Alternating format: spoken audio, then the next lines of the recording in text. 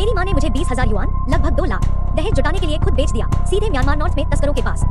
उसे लगा था कि मैं बहुत दुखी हो जाऊंगी, पर मैं हर दिन हंसते हुए फोन घोटाले करने जाती, क्योंकि किसी को नहीं पता था कि मैं दरअसल क्या चाहती हूँ। यह था मेरा पहला ठगी वाला फोन। सामने थी एक कॉलेज की दूसरी साल की लड़की, उसका भाई किसी से लड़ पड़ा था और जेल में बंद था। सामने वाले के 3 पसलियां टूट गई थी। उन्होंने कसम खाई थी कि लड़का जेल जरूर जाएगा। मैंने कहा, तुझे पता है ना, कोई भी समझौता नहीं करेगा, चाहे जितना कह लो, तेरा भाई जेल जाएगा। लड़की घबरा गई, तो क्या करूं? मैंने कहा, करना क्या है, पैसे भर, 2 लाख युआन 20 लाख चाहिए, लेकिन अगर अभी 50,000 5 लाख कार्ड में ट्रांसफर कर देगी तो मैं गारंटी देती हूँ तेरा भाई जेल नहीं जाएगा। लड़की रोने लगी, इतना पैसा कहाँ से लाऊं? कुछ कम नहीं हो सकता? मैंने ठंडी आवाज में कहा, कम? मेरे भाई की 3 पसलियां टूटी हैं, ये तो मैंने तेरी हालत देखकर छूट दे दी है। फिर मैंने धीरे से असली चाल चलाई, पैसे नहीं है, कोई बात नहीं, तू जवान है, दिखने में भी ठीक है, पैसा कमाना मुश्किल है क्या? वो सन्न रह गई, रोते हुए बोली, मैं वो गंदी चीज नहीं कर सकती। मैंने हंसकर कहा, अरे वो नहीं, क्या तूने न्यूड कोलैटरल लोन के बारे में नहीं सुना? बस पहचान पत्र के साथ कुछ फोटो भेज दे, पैसा तुरंत खाते में होगा, फिर तू काम करके धीरे धीरे चुका देना। फोन पर बहुत देर खामोशी रही। उधर मैं बंदूक की नली महसूस कर रही थी जो मेरे सिर से लगी थी। मैंने और दबाव डाला, सोच मत ज्यादा, बस 2-3 फोटो भेज, तेरा भाई जेल से छूट जाएगा। क्या तू अपने भाई के लिए इतना भी नहीं कर सकती? बहुत देर चुप रहने के बाद लड़की बोली, ठीक है, और बंदूक मेरी कनपटी से हट गई। थोड़ी देर बाद सिस्टम में मेरे नाम पर 20,000 की डील लिख दी गई। मैं यहाँ आधा महीना से काम कर रही थी। कभी लोग मेरे झांसे में आ जाते, कभी मुझे ठग कहकर गाली देते। शुरू में मैंने सोचा, जब ठगी करनी ही है तो अमीरों को क्यों नहीं लूटते। फिर समझ आया, जिनकी जिंदगी पहले से बिखरी हो वही सबसे मजबूती से उस रस्सी को पकड़ते हैं, और ऐसी ही मजबूरी वाले लोग ही सबसे आसानी से फंसते हैं। पहले मैं सेल्स में थी, इसी वजह से मेरी परफॉर्मेंस तेजी से बढ़ी। 1 महीने बाद इनाम समारोह में मेरी रैंकिंग दूसरे स्थान पर थी। कई दिनों बाद मैंने फिर उसे देखा। वो लड़का दिखने में स्मार्ट था, सब उसे ली भाई कहते थे, लेकिन मैं जानती थी असली मालिक वो नहीं, बस यहाँ का छोटा सरगना था। उस दिन 3 सबसे अच्छे परफॉर्मर्स को बुलाया गया। हर किसी को 2 गुंडों ने पकड़ रखा था, एक लड़की और 2 लड़के। ली भाई ने लड़की को ऊपर से नीचे देखा और होंठ टेढ़े किए। पास के आदमी को इशारा किया, ये तेरे लिए। लड़की डरकर घुटनों के बल गिर गई। प्लीज एक मौका दे दो, मैं कर सकती हूँ। लेकिन ली भाई ने उसे नजरअंदाज कर दिया। उसकी नजर बाकी 2 लड़कों पर गई। इसे ब्लड बैंक भेज दो और इसका सारे अंग निकाल लो, इतना कहकर उसकी नजर अचानक मेरी तरफ मुड़ी। मैं कांप गई, पर मजबूरी में आगे बढ़ी। उसने हंसते हुए मेरे कंधे पर थपथपाया, डर मत, तुझे नुकसान नहीं पहुंचाऊंगा। अफसोस है, इतनी सुंदर होकर भी तू काम में तेज है, इस महीने तू नंबर 1 है। बोल, क्या इनाम चाहिए? मैंने हिचकिचाकर कहा, कोई भी ख्वाहिश पूरी होगी तो। क्या मैं बस एक फोन कॉल कर सकती हूँ? ये सुनकर उसकी आंखें खतरनाक हो गई। मैंने हाथ जोड़ दिए, नहीं नहीं, पुलिस को नहीं, बस घर याद आ रहा है। उसने उंगली से पिस्तौल बनाने का इशारा किया और मेरी कनपटी पर तान दिया। बैंग, मेरा दिल धड़क कर टूटने वाला था। मैं लगभग घुटनों पर गिर पड़ी थी और वो जोर से हंस पड़ा, कितनी डरपोक है। लो, 3 मिनट मिलेंगे, पर याद रखना मैं सुन रहा हूँ, अगर गलत बोला तो यही दिमाग उड़ा दूंगा। मैंने कांपते हाथों से फोन उठाया, दिमाग तेजी से चल रहा था, यही एक मौका है। पुलिस का नंबर मैंने नहीं मिलाया, मुझे वैसे भी कोई पुलिस नहीं जानता था। मैंने अपनी माँ का नंबर मिलाया। जब उसने मुझे बेचा था उसे लगा शायद मैं मजदूरी करूंगी, उसे इस नरक की असली सच्चाई नहीं पता थी। हेलो माँ। ओह शाओ मियाओ, तू आखिर इतने दिन बाद फोन कर रही है? हाँ। माँ तुरंत बोली, तूने पैसे कमाए? तेरे भाई की शादी में 5,000 युआन 50,000 की कमी है, भेज सकती है? मैंने मीठे स्वर में कहा, हाँ माँ, यहाँ कमाई तो बहुत आसान है, बस 1 महीने में मैंने 50,000 युआन 5 लाख कमा लिए। खाना अच्छा, काम हल्का है, थोड़ी देर में सारे पैसे भेज दूंगी ताकि भाई की शादी अच्छे से हो। माँ खुशी से बोली, सच? 1 महीने में 5 लाख? हाँ माँ, पैसा मिल जाएगा, चिंता मत करो। मैंने धीरे से आखिरी वाक्य कहा, माँ मैं यहाँ बहुत खुश हूँ, बस काश कोई अपना मेरे पास होता, अगर कोई परिवार का भी आ जाए तो सब मिलकर और अमीर हो सकते हैं। ठीक है, अब मुझे काम करना है, अगली बार बात होगी। मैंने रिसीवर रख दिया। ली भाई आंखें सिकोड़ते हुए बोला, तेरे हर शब्द में छल है। मेरा दिल धड़कने लगा, मगर अचानक वो हंस पड़ा, दिलचस्प है, बेहद दिलचस्प, मुझे ऐसे लोग ही पसंद आते हैं। उसने सिर हिलाकर हामी भरी। मैंने राहत की सांस ली और तुरंत अपनी माँ को पैसे भिजवा दिए। अगले दिन माँ का फोन आया, हाँ पैसे आ गए, तो अब शादी का खर्च पूरा है ना? मैं मासूम पर गहरे अंदाज में बोली, हाँ माँ, बस मेरी भी क्षमता की हद है। माँ रोनी आवाज में कहने लगी, असल में तेरे भाई की ससुराल वाले सुनकर कि तू बहुत कमा रही है, अब 20 लाख युआन 2 करोड़ मांग रहे हैं। देख, तेरे भाई की शादी जिंदगी में एक ही बार है, क्या तू मना करेगी? मैं गुस्से और दर्द से कांप उठी। अभी 5 लाख दिए और तू कह रही 20 लाख? लेकिन बचपन की बातें याद आते ही मैंने फैसला किया। हर बार जब घर में गड़बड़ होती, माँ मुझे बलि का बकरा बनाकर सबका गुस्सा निकालती। मैंने ठान लिया, माँ मेरे पास एक तरीका है। यहाँ एक काम है, लड़कों को गार्ड की नौकरी मिल सकती है। महीने के 3 लाख मिलते हैं, बोनस अलग। भाई इतना होशियार है, जरूर अच्छा करेगा।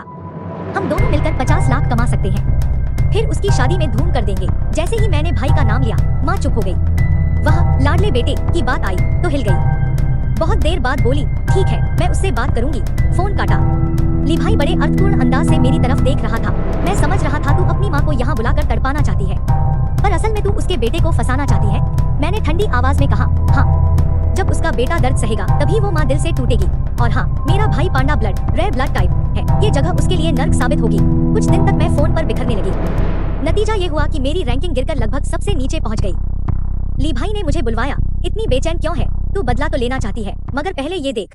उसने कंप्यूटर पर रैंकिंग दिखाई। मेरा नाम आखिरी से दूसरा था। तभी वह मेरे कान के पास झुक आया।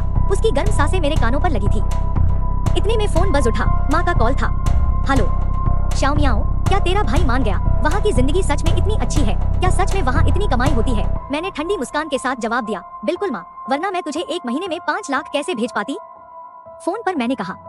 दूसरी तरफ की सांसें भारी हो गई, जैसे वह सोच में पड़ गया हो। लेकिन मेरे भाई ने वहीं साथ में बैठकर बेकाबू होकर बोल दिया, मैं आऊंगा दीदी, मैं आऊंगा। मैंने मुट्ठी कसकर पकड़ी ताकि हंसी छुपा सकूं। तू बस माँ से कह कि वही पुराने व्यक्ति से संपर्क करे, वही तुझे लाएंगे। 4 दिन बाद मैं फिर उसी पानी से भरे तहखाने में खड़ी थी जहाँ मैंने अपने भाई को लगभग 2 महीने बाद देखा। जब मैं यहाँ पहली बार आई थी, 3 दिन तक जूझने के बाद मेरी हिम्मत टूटी थी, पर मेरा भाई 3 घंटे भी न टिक पाया। वह जानवर की तरह जमीन पर घुटनों के बल गिर पड़ा, रोते गिड़गिड़ाते हुए, दीदी, दीदी बचाओ, जल्दी मुझे बचा लो। जैसे ही उसके गंदे हाथ मेरे पैरों से छूने आए, मैं ठंडी नजर से एक कदम किनारे हट गई। वह कुछ सेकंड हक्का बक्का खड़ा रहा, फिर अचानक समझ गया, तूने जानबूझकर मुझे यहाँ बुलाया है। मैंने ठंडी हंसी हंसी, हाँ, ये है मेरी नई कला। तू जानता है ब्लड काउ क्या होता है? धीरे धीरे तेरे पूरे शरीर का खून निकाला जाएगा और बेचा जाएगा उन अमीरों को जिन्हें पांडा ब्लड चाहिए। तू तुरंत नहीं मरेगा, बल्कि जीते जी रोज अच्छा खाना मिलेगा। भाई तिलमिला गया, हाथ उठाया मुझे मारने के लिए, पर मैंने उसका हाथ पकड़कर उसी को तमाचा जड़ दिया। वह हैरान, तूने मुझे मारा? मैंने गुर्रा कर कहा, छोटे भालू उपनाम, तू क्या सोचता है अब भी हम गांव में हैं? अगर बचना है तो मेरी बात मान, केवल मैं ही तुझे जिंदा वापस भेज सकती हूँ। उसकी पुतलियां कांपी, मगर जीने की चाहत ने उसे चुप करा दिया। फिर ली भाई ने भाई को मेरे पास रखा कि दोनों साथ में फोन ठगी करें। भाई का दिल बहुत सख्त था, इसलिए उसकी परफॉर्मेंस तेजी से बढ़ने लगी। मेरी भी थोड़ी सुधरी, पर अब भी नीचे से तीसरे नंबर पर थी। 3 दिन बाद महीने का हिसाब होना था। भाई हंसते हुए बोला, दीदी सच कह रही थी तू, यहाँ सब अच्छा है, काम आसान, खाना अच्छा, रहना अच्छा और पैसा कमाना भी आसान। अब तो तेरा शुक्रगुजार हूँ इतनी अच्छी नौकरी दिलाने के लिए। मैंने धीरे से पूछा, तो तू यहीं रहना चाहता है? घर नहीं आएगा? बिल्कुल, यहाँ ही बड़ी कमाई है। और तू? कल मैं ली भाई से कहूंगा तेरा हिसाब कर दे। आखिर वो दिन आ गया, महीने की क्लियरिंग का। मैं घबराकर भीड़ में खड़ी थी और भाई सबसे आगे के कतार में खड़ा, बिल्कुल निडर बल्कि इतराता हुआ, बॉस लेडी। ली भाई ने हंसकर आवाज लगाई। स्क्रीन पर परफॉर्मेंस रैंकिंग खुली। मैंने सांस रोकी, मेरी आंखें स्क्रीन पर जमी रहीं। वहां मेरा नाम देखकर भाई भी सन्न था। मैंने शर्माकर उसकी तरफ देखा और मुस्कुरा दी। ली भाई उंगली से इशारा करता बोला, देखो, नई एंट्री, 2 लाख युआन। अपनी माँ को भी ठगा। जोर से हंसकर बोला, वाह, यही तो मैं देखना चाहता था। जरूरत है निर्दयी लोगों की। भाई का चेहरा क्रूर हो गया। दीदी तू पागल है, मम्मी का पैसा भी ठग लिया, वो उनका बुढ़ापा का सहारा है, तू कैसे कर सकती है? मैंने ठंडी आवाज में कहा, कैसे? बहुत आसानी से, वो तेरी माँ है, मेरी नहीं। भाई गुस्से से कांप उठा, हाथ उठाने ही वाला था कि ली भाई हमें रोकने आ गया। ओह, तो तुम दोनों भाई बहन हो, इतनी दुश्मनी क्यों? देखो, मेरे लिए सिर्फ पैसा मायने रखता है, जो कमा सकेगा वही बचेगा, बाकी का क्या होगा तुम जानते हो। इसके बाद का महीना भाई बहन की जंग में बीता। कभी मैं नंबर 1, कभी भाई, पर ली भाई को भाई और पसंद आने लगा। अक्सर अकेले उसे बुलाकर बातें करता। धीरे धीरे उनका रिश्ता गहरा होता गया। एक दिन तो हद हो गई, ली भाई को शहर ले गया बिना फोन काम कराए। मैंने उससे शिकायत की, वह जो कर सकता है मैं भी कर सकती हूँ। ली भाई हंस पड़ा, जल रही है? सोच रही मैं तुझे कम पसंद करता हूँ? सच तो ये है, मैं हमेशा से तुझे चाहता हूँ। अगर तू मेरे साथ आ जाए तो तुझे इतनी मेहनत भी नहीं करनी पड़ेगी। मैंने पूछा, और तू मेरे भाई को बाहर क्यों ले जाता है? वह हंसा, एक ब्लड काउ है वो, तू ही बता उसके काम क्या? अगर तू मान जाए मेरे साथ तो मैं उसका खून निचोड़ना बंद कर दूंगा। मेरे दिल ने राहत की सांस ली। ठीक है, सोचूंगी। ये मेरा पहला झुकाव था। वह मुस्कुराया, बहुत बढ़िया। लेकिन 2 दिन बाद फिर वह भाई को लेकर बाहर गया। भाई लुढ़कते कदमों से बाहर जाते जाते मेरी तरफ पलटा। उसकी नजरें गुस्से से भरी थी, जैसे कहना चाहता हो चुप रहो। वह दिन ब दिन कमजोर होता जा रहा था। मुझे डर लगने लगा। और फिर एक दिन ली भाई खून से लथपथ बंदूक लेकर वापस लौटा। चारों तरफ लोग चीख कर जमीन पर बैठ गए। मैं भी कांपकर झुक गई। उसके खून भरे जूतों की आहट मेरे सामने आकर रुकी। उसने मेरे बाल पकड़कर खींचे। तूने मुझे धोखा दिया है। तू और तेरा भाई दोनों अच्छे कलाकार निकले, मुझे यहाँ तक फंसा कर लाए हो। अब मरने के लिए तैयार हो जा। उसने मुझे खींचते हुए दरवाजे की ओर बढ़ाया। दरवाजा खुलते ही बाहर सायरनों की गूंज थी।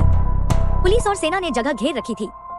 सामने से एक पुलिस अधिकारी आया। झांग जेली, तू घिर चुका है, बंदी छोड़कर आत्मसमर्पण कर। मैं उसे अच्छे से जानती थी। ली भाई, असल नाम झांग जेली, एक पूरा पागल था। वो मरने से नहीं डरता था। वो यहाँ लौटा ही था लोगों को अपने साथ मरवाने। उसने ठंडी हंसी में कहा, सबसे जरूरी है तुझे मेरी आंखों के सामने मरते देखना, तभी मेरा बदला पूरा होगा। उसने ट्रिगर दबाने को हाथ उठाया। उसी वक्त मैंने आस्तीन में छुपाई लोहे की सुई जोर से उसके सीने में घोंप दी। खून फूट पड़ा और मैं भी उसी खून की नदी में गिर पड़ी। अंधेरे में मैंने अपने भाई का चेहरा देखा, मेरा असली भाई, लेकिन वह आंखों के सामने खड़ा पुलिस वाला नहीं था। सच तो यह है कि मेरा भाई तस्करों द्वारा बहलाकर म्यांमार नॉर्थ लाया गया था और वह वहीं कहीं मर गया, कोई नहीं जानता कहाँ। और मैं एक अंडरकवर पुलिस थी। मेरी ख्वाहिश सरल थी, बस इतना कि दुनिया से ठगी और धोखे का कारोबार मिट जाए।